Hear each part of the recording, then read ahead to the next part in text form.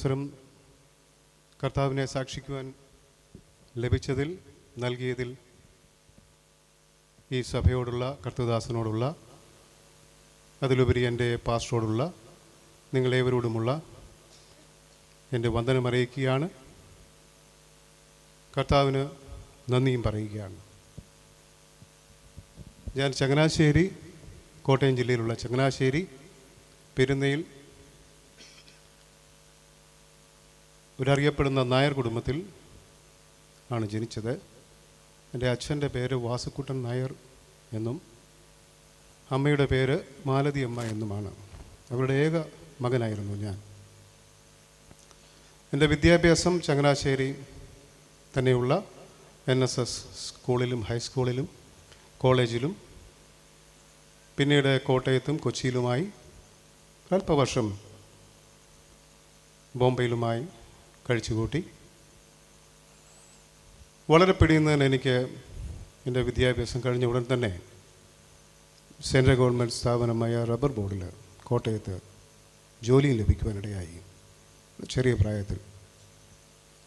എന്നാൽ 10ാം ക്ലാസ്സിൽ പഠിക്കുന്ന സമയത്ത് തന്നെ ഞാൻ പാപപങ്കിലമായ ജീവിതത്തിലേക്ക് ചുവടുകൾ വെച്ചു.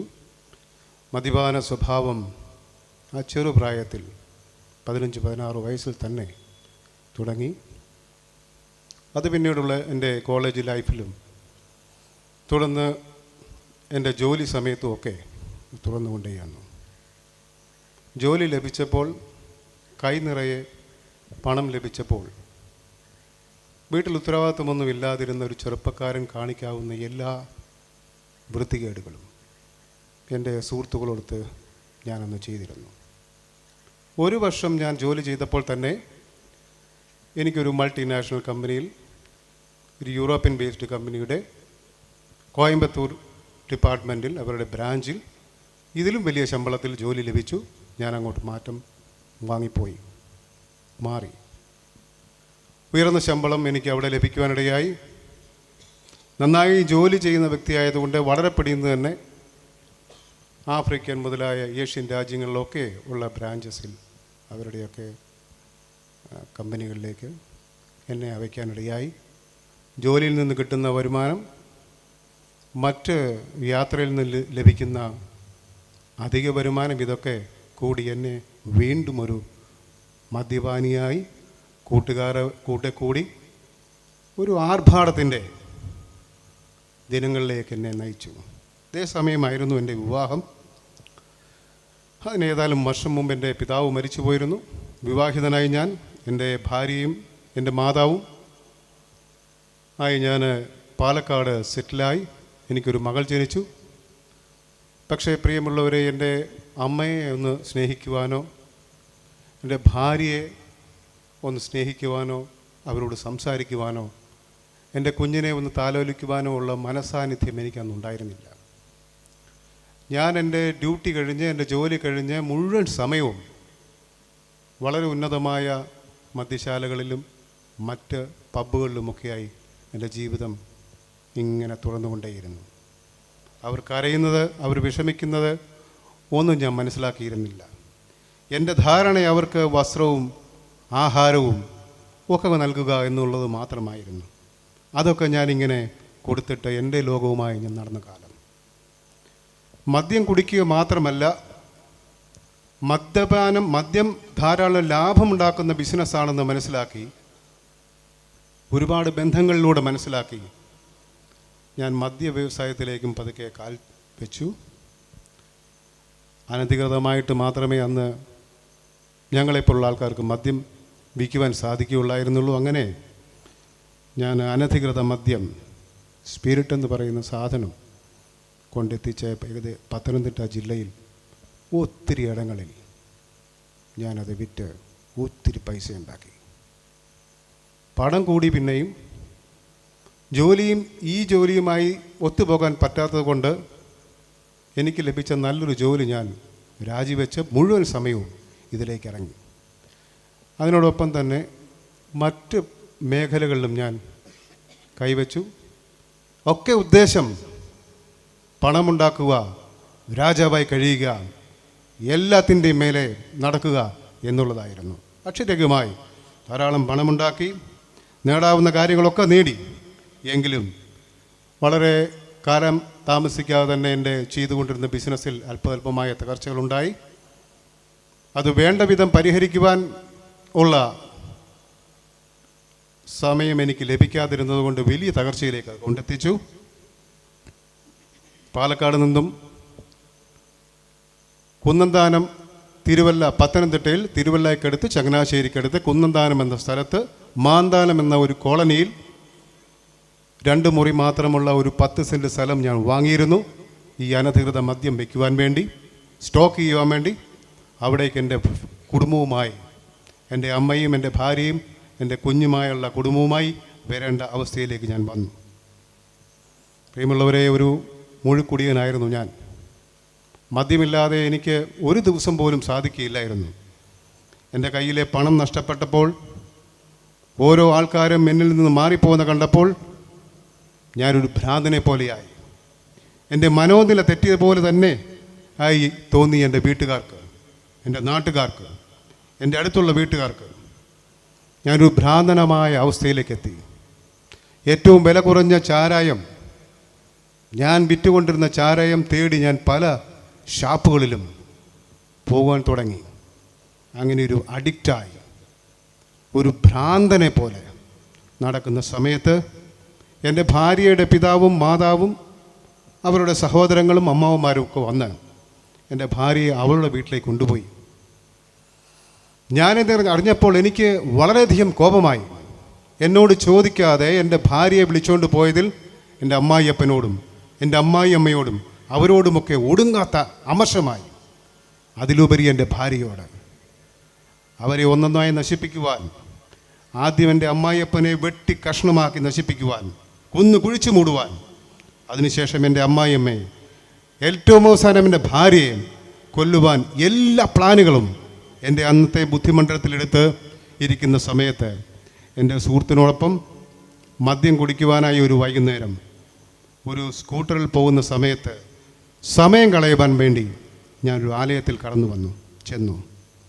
വളരെയധികം ദേഷ്യത്തോടെ, വെറുപ്പോടെയായിരുന്നു ഞാൻ അവിടെ ഇരുന്നത്. അവിടെ കേടിയ പാട്ടുകൾ, അവിടെ കേട്ട പാട്ടുകൾ ഒന്നും എനിക്ക്, അവിടുത്തെ ശുശ്രൂഷകൾ ഒന്നും എനിക്ക് മനസ്സിലായില്ല. എൻ്റെ ജീവിതത്തിൽ ആദ്യമായി കാണുന്ന ഒരു അനുഭവം. എന്നാൽ പോകുവാൻ കഴിയാതെ വളരെ ഭാരപ്പെട്ടിരുന്ന അവസാനം എൻ്റെ സുഹൃത്ത് അവിടെ ഉണ്ടായിരുന്ന ഒരാളെ എന്നെ പരിചയപ്പെടുത്തി. അദ്ദേഹം എന്നോട് യേശുവിനെക്കുറിച്ച് 10 മിനിറ്റ് പറഞ്ഞു. ആണെന്ന് ഞാൻ വിശ്വസിക്കുന്നു. എന്നാൽ അവസാനം, പ്രിയ രാജേഷേ, നീ ഈ നല്ല കർത്താവിനെ നിൻ്റെ രക്ഷകനായി സ്വീകരിക്കുന്നു എന്ന് ചോദിച്ചു. ഞാൻ വളരെ കാഷ്വലായിട്ട് സ്വീകരിക്കുന്നു എന്ന് പറഞ്ഞു. പ്രിയമുള്ളവരെ, എൻ്റെ ക്രിസ്തീയ ജീവിതത്തിൻ്റെ തുടക്കം അതായിരുന്നു. ഇന്നിവിടെ വചനം ശുശ്രൂഷിക്കുന്ന പോൾ പാസ്റ്ററായിരുന്നു എന്നോട് സംസാരിച്ചത്. മദ്യപിക്കുവാൻ വേണ്ടി വന്ന ഞാൻ തിരിച്ച് എൻ്റെ സുഹൃത്തിനോടൊപ്പം എൻ്റെ വീട്ടിലേക്ക് പോയി. എൻ്റെ അമ്മയ്ക്ക് അത്ഭുതമായിരുന്നു. സാധാരണഗതിയിൽ ഞാൻ ചെല്ലുമ്പോൾ വീട്ടിൽ ഭയമായിരുന്നു എൻ്റെ അമ്മയ്ക്ക്. അടുത്തുള്ള വീട്ടുകാരൊന്നും എന്നോട് സംസാരിക്കാൻ പേടിയായിരുന്നു. ഞാൻ പിറ്റേ ദിവസവും അതിനടുത്ത ദിവസവും ഒക്കെ കിട്ടുന്ന സമയങ്ങളിൽ പ്രിയ പാസ്റ്റർ വിളിക്കുന്നതനുസരിച്ച് യോഗങ്ങളിൽ പങ്കെടുക്കുകയും ഒക്കെ ചെയ്തു. യേശു ആരായിരുന്നോ, യേശു എന്താണെന്നോ, അവിടുത്തെ പ്രഭാഷണങ്ങളോ ഒന്നും എനിക്ക് മനസ്സിലായില്ല. പക്ഷേ ഒന്നെനിക്ക് മനസ്സിലായി. രാവിലെ എഴുന്നേൽക്കുമ്പോൾ എൻ്റെ കൈകൾ വിറയ്ക്കുമായിരുന്നു. 2 തവണ ഞാൻ ഹോസ്പിറ്റലിൽ അഡ്മിറ്റഡ് ആയിട്ടുണ്ട്. ആൽക്കഹോളിക് വിഡ്രോവൽ സിൻഡ്രോം എന്നാണ് ഡോക്ടർമാർ പറഞ്ഞത്. ദിവസങ്ങൾ മദ്യം ചെന്നില്ലെങ്കിൽ എനിക്കൊരു ഗ്ലാസ് കാപ്പി പോലും പിടിക്കാൻ, ഒരു ഗ്ലാസ് പിടിക്കാൻ പോലുമുള്ള പ്രാപ്തി ഉണ്ടായിരുന്നില്ല. എന്നാൽ ഞാൻ എന്ന് അറിയാതെ യേശുവിനെ രക്ഷകനായി സ്വീകരിച്ചു, അന്ന് മുതൽ, അടുത്ത ദിവസം മുതൽ, ആ നിമിഷം മുതൽ എൻ്റെ കൈകൾ വിറച്ചില്ല. പ്രിയമുള്ളവരെ, എൻ്റെ ജീവിതം കുറേശ്ശെ രൂപാന്തരപ്പെടുകയായിരുന്നു. എൻ്റെ അമ്മ ചിരിക്കുവാൻ തുടങ്ങി. എൻ്റെ അയൽപക്കത്തുള്ള ആൾക്കാർ സംസാരിക്കുവാൻ തുടങ്ങി. അവർക്കൊക്കെ ഒരു വലിയ അത്ഭുതമായിരുന്നു. എൻ്റെ ഭാര്യ ഇതറിഞ്ഞു. 1 മാസത്തിനുള്ളിൽ എൻ്റെ ഭാര്യ എൻ്റെ അടുത്ത് വന്ന് എന്നോട് മാപ്പ് പറഞ്ഞു. യേശുവിന് മാത്രമേ തൻ്റെ ഭർത്താവായ രാജേഷിനെ മാറ്റുവാൻ, ഈ മദ്യപാന സ്വഭാവത്തിൽ നിന്ന് മാറ്റുവാൻ, ഈ പാപപങ്കിലമായ ജീവിതത്തിൽ നിന്ന് മാറ്റുവാൻ സാധിക്കുകയുള്ളൂ എന്ന് മനസ്സിലാക്കി എൻ്റെ ഭാര്യ എന്നോടൊപ്പം ആലയത്തിൽ വന്നു. എനിക്കും പിന്നീട് എൻ്റെ ഭാര്യയ്ക്കും ഈ കർത്താവിൻ്റെ കൽപ്പനയായ സ്നാനമേൽക്കുവാൻ ദൈവമിടയാക്കി. എനിക്കന്ന് 2 കുഞ്ഞുങ്ങളുണ്ടായിരുന്നു. എൻ്റെ മകൾ അന്നൊരു മലയാളം മീഡിയത്തിൽ ഞങ്ങളടുത്ത് പഠിക്കുകയായിരുന്നു. എൻ്റെ അമ്മ ഈ കർത്താവിന് മാത്രമേ തൻ്റെ മകനെ മാറ്റുവാൻ സാധിക്കുകയുള്ളൂ. എത്രയോ നേർച്ചകൾ, എത്രയോ കാഴ്ചകൾ, എത്രയോ പണം ആ വൃദ്ധയായ മാതാവ് ചെലവഴിച്ചു. അവിടെ ഒന്നും സാധിക്കാത്തത് യേശുവിന് സാധിച്ചു എന്ന് മനസ്സിലാക്കി, പൂർണ്ണമായിട്ട് മനസ്സിലാക്കി ഞങ്ങളുടെ സഭയിൽ, ഞങ്ങളുടെ കൂട്ടായ്മയിൽ വരികയും കർത്താവിൻ്റെ കൽപ്പനയായ സ്നാനമേൽക്കുവാനും ദൈവമിടയാക്കി. എൻ്റെ മകളെ എനിക്കാവുന്ന രീതിയിലൊന്ന് പഠിപ്പിച്ചുകൊണ്ടിരുന്നു. ജോലിയില്ലായിരുന്നു, വരുമാനമില്ലായിരുന്നു. എങ്കിലും ആരുടെ കയ്യിലും കൈ നീട്ടാതെ എനിക്കറിയാവുന്ന ജോലികൾ ചെയ്ത് ഞാൻ ഓരോ ദിവസങ്ങളും തള്ളി നീക്കി. വളരെ താമസിയാതെ എനിക്ക് വീണ്ടും ഒരു യൂറോപ്യൻ ബേസ്ഡ് കമ്പനിയുടെ മിഡിൽ ഈസ്റ്റിലേക്ക് എന്നെ വിളിക്കുവാനിടയായി. ഞാൻ പിന്നീട് ദുബായ് തുടങ്ങി എല്ലാ രാജ്യങ്ങളിലും ആ കമ്പനിയോടുള്ള ബന്ധത്തിൽ ജോലി ചെയ്തു. കഴിഞ്ഞ 14 വർഷം ഞാനവിടെ ജോലി ചെയ്തു. ദൈവം എല്ലാ തലങ്ങളിലും എന്നെ അനുഗ്രഹിച്ചു. എൻ്റെ മകൾ അവളുടെ വിദ്യാഭ്യാസം ഡോക്ടർ ഓഫ് ഫാർമസി കഴിഞ്ഞ് നെയ്യാറ്റിൻകരയിലെ AGയിലാണ് വിവാഹിതമായി വന്നിരിക്കുന്നത്. എൻ്റെ 2 ആൺമക്കൾ ഇപ്പോൾ ഗ്രാജുവേഷന് പഠിച്ചുകൊണ്ടിരിക്കുന്നു. പ്രിയമുള്ളവരെ, എൻ്റെ അമ്മ സമാധാനമായി ചിരിച്ച് സന്തോഷമായി ജീവിച്ചു. 2 വർഷങ്ങൾക്ക് മുമ്പ് വളരെ സമാധാനമായി എല്ലാ ശുശ്രൂഷകളും ലഭിച്ചുകൊണ്ട് മരിക്കുവാനിടയായി. ഞാനും എൻ്റെ ഭാര്യയും എൻ്റെ കുടുംബവും അതേ ആലയത്തിൽ, മുണ്ടിയപ്പള്ളി ഷാരോൺ ഫെലോഷിപ്പ് എന്ന അതേ ആലയത്തിൽ അതേ വചനങ്ങൾ കേട്ട് അതേ ഉപദേശങ്ങളിൽ നിന്നുകൊണ്ട് ജീവിക്കുന്നു. വളരെ സമാധാനമായി ജീവിക്കുവാൻ ദൈവമിടയാക്കി. ഞാനൊരു മതത്തിൻ്റെയും വക്താവല്ല. എന്നോട് ഇതുവരെയും എൻ്റെ ദേവദാസൻ, എൻ്റെ സഭ, ഞാൻ പരിചയപ്പെട്ട ഒരു ദേവദാസന്മാരും മതത്തിനെക്കുറിച്ച് സംസാരിച്ചിരുന്നില്ല.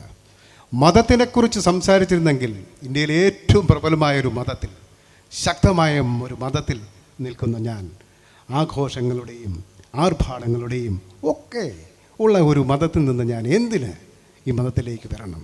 ഞാനൊരു മതം മാറ്റത്തിനുള്ള ആളല്ല. പ്രിയമുള്ളവരെ, യേശു ഒരു മാർഗമാണെന്ന് വ്യക്തമായി എനിക്ക് മനസ്സിലാക്കുവാൻ ദൈവമിടയാക്കി. അതെൻ്റെ ജീവിതത്തിൽ നന്മകൾ തന്നതുകൊണ്ടല്ല പ്രിയമുള്ളവരെ, നന്മകൾ തന്നതുകൊണ്ടൊന്നുമല്ല.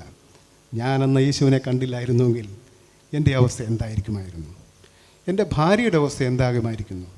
എൻ്റെ അമ്മയുടെ അവസ്ഥ എന്താകുമായിരുന്നു? എൻ്റെ കുഞ്ഞുങ്ങളുടെ അവസ്ഥ എന്താകുമായിരുന്നു? അതിനുശേഷമാണ് എനിക്ക് 3ാമത്തെ മകനുണ്ടായത്.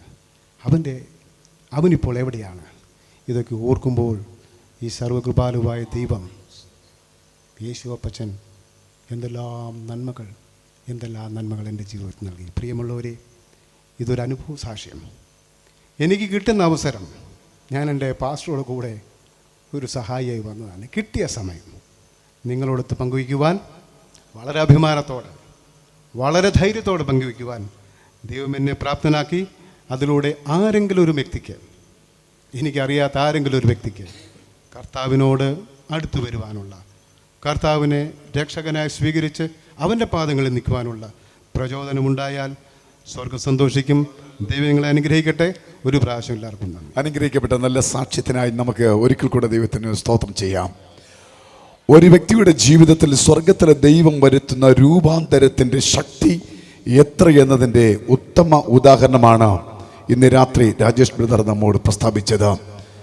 ഈ ശബ്ദ സീമയ്ക്കുള്ളിൽ ഞങ്ങളെ ശ്രദ്ധിക്കുന്ന മാന്യ ശ്രോതാവേ, താങ്കളുടെ ജീവിതം ഏത് പരിതസ്ഥിതിയിലായിരുന്നാലും ആ ജീവിതത്തിന് സമൂലമായ പരിവർത്തനം വരുത്തുവാൻ നസ്രയനായ യേശു ക്രിസ്തുവിന് മാത്രമേ കഴിയത്തുള്ളൂ എന്നുള്ള സത്യം ഇന്ന് രാത്രി താങ്കൾ അറിഞ്ഞു ഈ കർത്താവിലേക്ക് അടുത്തു വന്നുവെങ്കിൽ എത്രയോ നന്നായിരുന്നു.